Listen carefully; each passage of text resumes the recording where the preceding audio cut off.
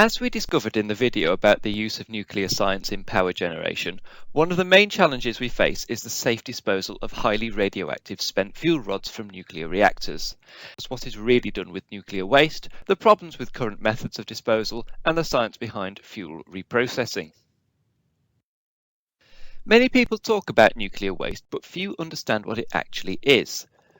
Nuclear waste, for the most part, is actually the fuel used in the first place. The fuel rods are not removed because all of the fissile material has been consumed.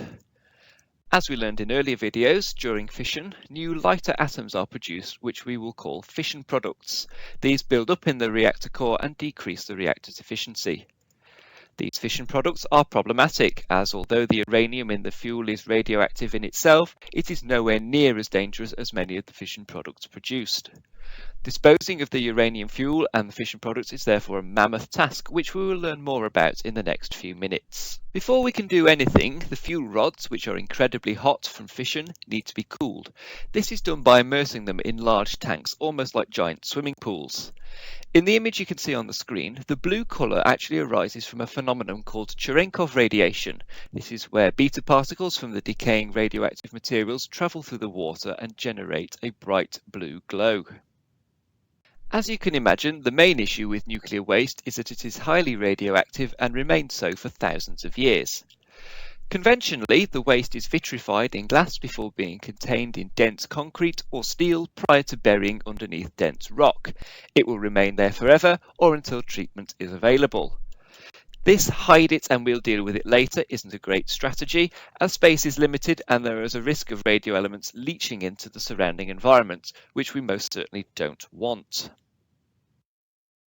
There's a surprisingly large amount of fuel in a reactor, a typical one containing around half a ton of uranium fuel. Once spent, around 475 kilograms is the starting uranium, with 5 kilograms of plutonium and around 20 kilograms of fission products produced. The uranium in its current state is unusable and is thus not recycled. As such, we call it a closed fuel cycle. This is problematic because uranium too is a finite resource, as we discovered earlier on in the series, and with global annual consumption of around 68,000 tonnes, reserves are expected to be exhausted within the next 60 years. What then if the fuel rods could be treated to extract that leftover uranium? Well, fuel processing is a technique that has been recently developed and is increasingly favoured across the globe. One of the pioneering sites is Sellafield in Cumbria here in the UK.